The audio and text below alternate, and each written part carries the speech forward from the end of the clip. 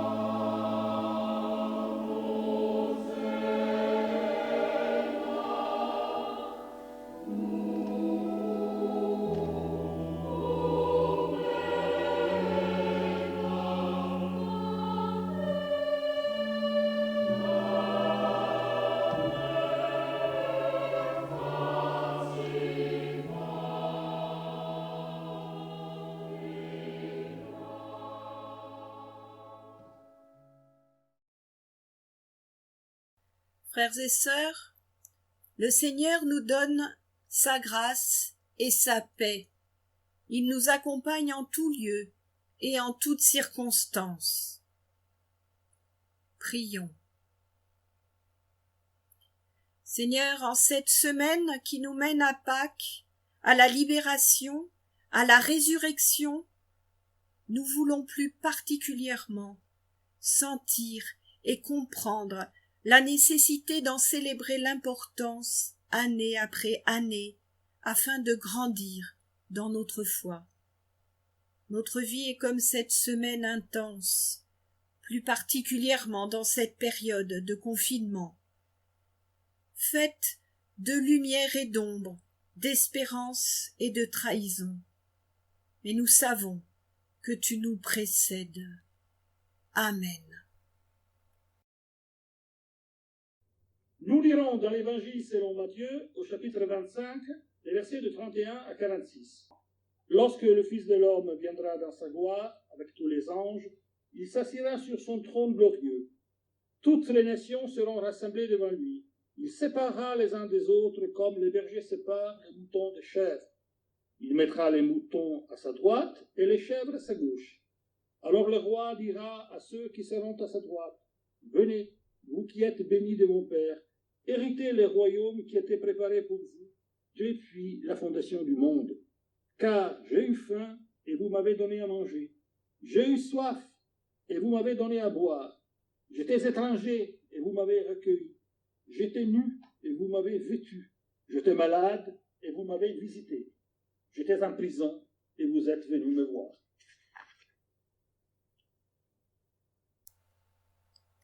Alors, les justes lui répondront, « Seigneur, quand avons-nous vu avoir faim, et t'avons-nous donné à manger? Ou avoir soif, et t'avons-nous donné à boire? Quand avons-nous vu étranger, et t'avons-nous recueilli? Ou nu, et t'avons-nous vêtu? Quand avons-nous vu malade ou en prison, et sommes-nous venus te voir? » Et le roi leur répondra, « Amen, je vous le dis, dans la mesure où vous avez fait cela pour l'un de ces plus petits, l'un de mes frères, c'est à moi que vous l'avez fait. » Ensuite il dira à ceux qui seront à sa gauche, « Allez-vous-en loin de moi, maudits, dans le feu éternel préparé pour le diable et pour ses anges. Car j'ai eu faim, et vous ne m'avez pas donné à manger. J'ai eu soif, et vous ne m'avez pas donné à boire. J'étais étranger, et vous ne m'avez pas recueilli. J'étais nu, et vous ne m'avez pas vêtu. J'étais malade et en prison, et vous ne m'avez pas visité. » Alors ils répondront, eux aussi, « Seigneur, quand t'avons-nous vu avoir faim ou soif, étranger ou nu ou malade ou en prison, sans nous mettre à ton service? » Alors il leur répondra, « Amen, je vous le dis, dans la mesure où vous n'avez pas fait cela pour l'un de ces plus petits, c'est à moi que vous ne l'avez pas fait. » Et ceux-ci iront au châtiment éternel, mais les justes à la vie éternelle.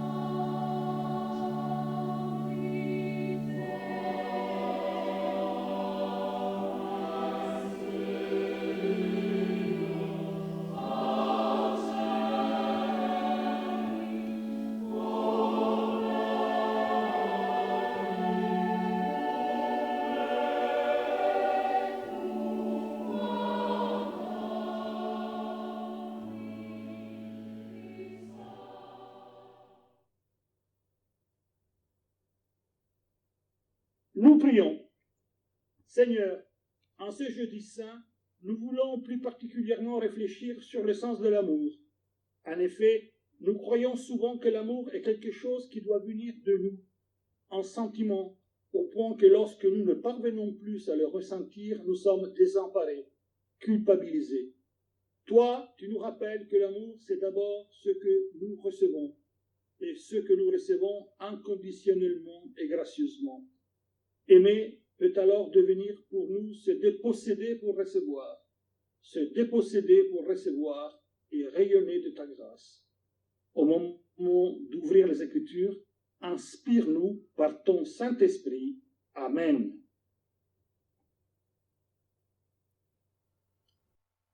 Lorsque Jésus eut achevé tous ses discours, il dit à ses disciples, « Vous savez que la Pâque a lieu dans 2 jours, et que le Fils de l'homme est sur le point d'être livré pour être crucifié.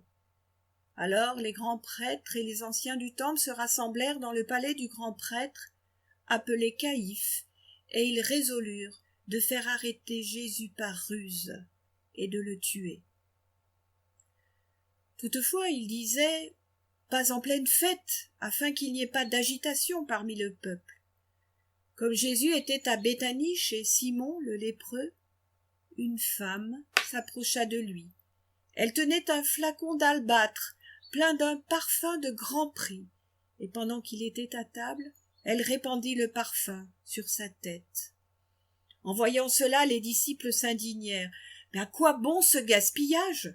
On aurait pu vendre cela très cher et en donner le prix aux pauvres. » Jésus s'en aperçut.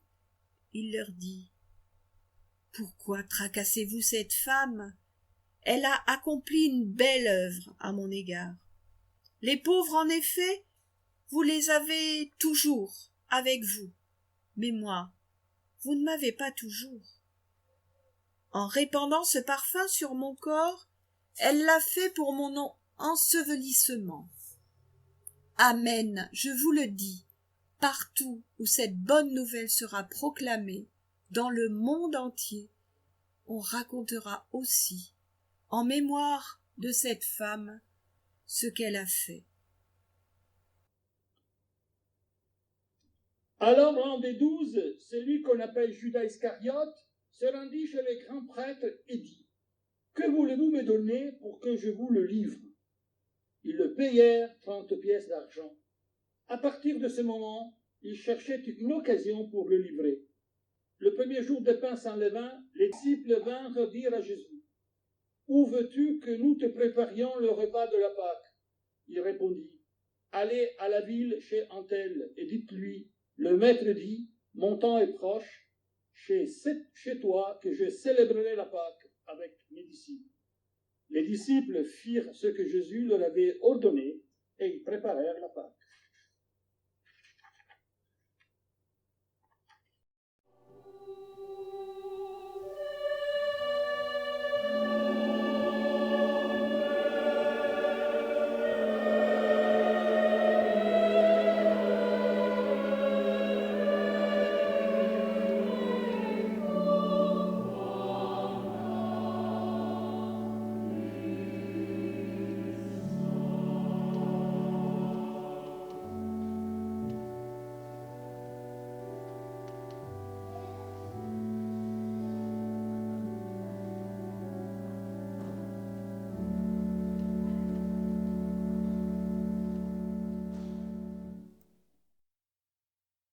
Le soir venu, il était à table avec les 12.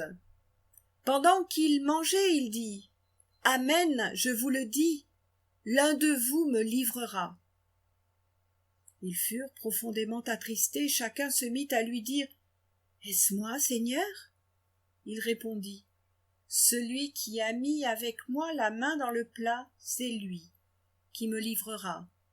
Le Fils de l'homme s'en va selon ce qui est écrit de lui. Mais quel malheur pour cet homme par qui le Fils de l'homme est livré. Il aurait mieux valu pour cet homme ne pas être né. » Judas, qui le livrait, demanda « Est-ce moi, Rabbi ?» Il lui répondit « C'est toi qui l'as dit. »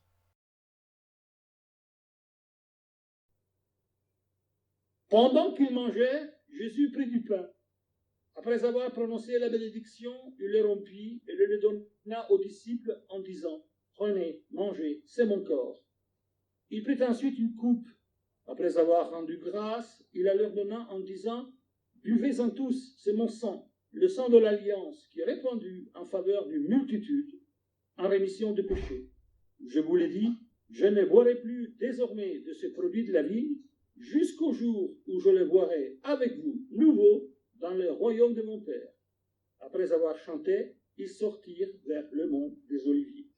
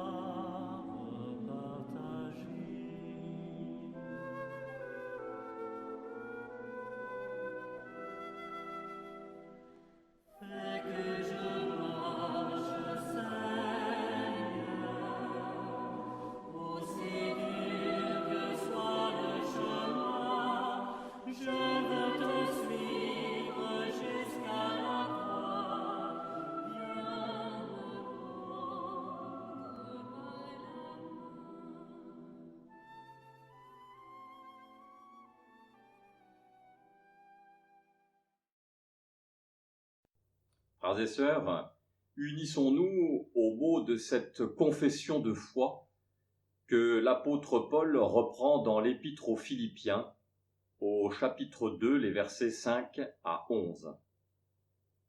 Ayez en vous les sentiments qui étaient en Jésus-Christ, lequel, existant en forme de Dieu, n'a point regardé comme une proie à arracher d'être égal avec Dieu, mais s'est dépouillé lui-même, en prenant une forme de serviteur, en devenant semblable aux hommes, et ayant paru comme un simple homme.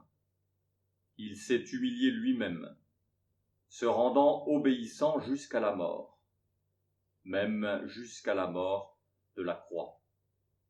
C'est pourquoi aussi Dieu l'a souverainement élevé et lui a donné le nom qui est au-dessus de tout nom, afin qu'au nom de Jésus, tout genou fléchisse, dans les cieux, sur la terre et sous la terre, et que toute langue confesse que Jésus-Christ est Seigneur, à la gloire de Dieu le Père.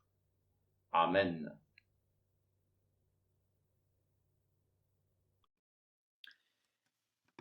Frères et sœurs, chers amis, nous allons maintenant célébrer la Seine. En ce jeudi saint très particulier, nous sommes invités, chacun et chacune dans nos lieux de vie, dans nos lieux de confinement, à prendre un peu de pain et un peu de vin pour vivre ensemble cette communion fraternelle qui va au-delà de la distance, des contraintes. Une communion fraternelle solide et profonde, enracinée dans notre foi. Nous prions. Seigneur notre Dieu, c'est toi qui présides le repas. C'est toi qui nous as choisis et qui nous as invités.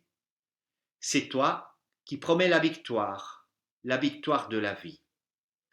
Alors par ce don, tu renouvelles nos forces, tu revitalises notre courage et tu affermis notre foi. Amen. Ceci est mon corps, a dit notre Seigneur en partageant le pain. Ceci est mon sang, a dit notre Seigneur en élevant la coupe. Célébrons le mystère de cette manne cachée. Nous prions. Seigneur notre Dieu, autour de cette table, nous faisons mémoire des paroles et des gestes de Jésus-Christ. Nous faisons mémoire de sa mort et de sa résurrection, et nous attendons son retour.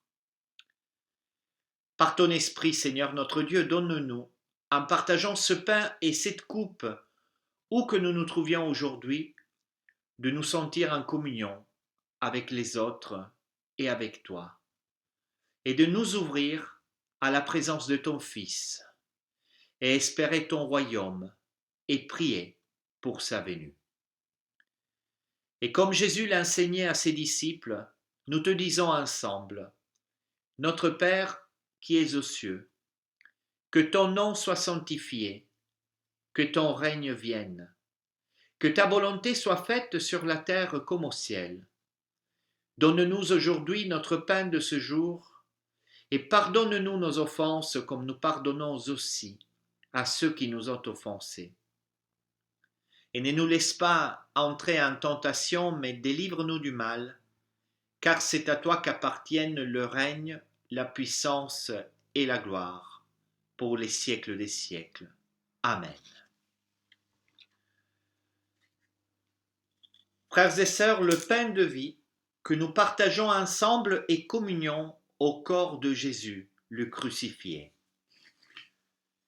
Et le vin de la fête est communion au sang du Christ, le ressuscité. Ce sont nos mains qui ont préparé cette table, mais c'est le Seigneur, dans sa fidélité, dans sa joie, qui nous invite et qui nous accueille aujourd'hui. Amen.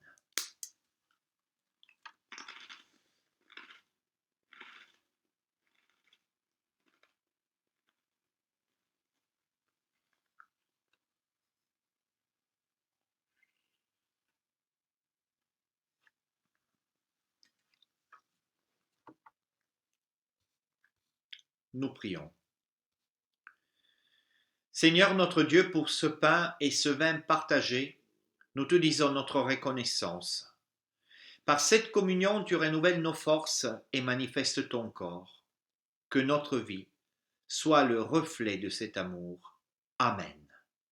Allons, frères et sœurs, dans la joie de notre Seigneur.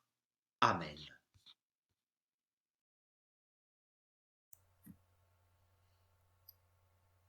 Nous entrons dans un moment d'intercession. Seigneur, à la veille de tous ces événements qui nous conduiront à ta passion, nombreux sont celles et ceux que nous voulons te remettre. Nous nous tournons vers celles et ceux qui vivent difficilement le manque de la communion avec leurs frères et sœurs et avec toi. Fais-leur sentir ta présence au-delà des signes du pain et du vin partagés. Nous nous tournons vers les personnes placées en détention provisoire dans nos établissements pénitentiaires et qui voient leur date d'audience reculer, sans pouvoir envisager de date, et qui ne peuvent rencontrer leurs avocats. Soutiens-les dans ce temps encore plus incertain que d'habitude. Nous nous tournons vers celles et ceux qui souffrent dans leur corps, touchés par la maladie, toutes sortes de maladies, et qui traversent un temps de détresse terrible. Sois auprès d'eux au plus proche, qu'ils ressentent ta présence et ta compassion profonde.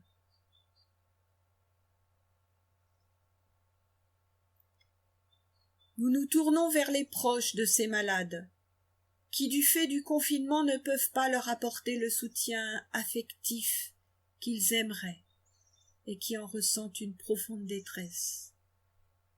Permets que nous puissions, nous, leur apporter le soutien dont ils ont besoin.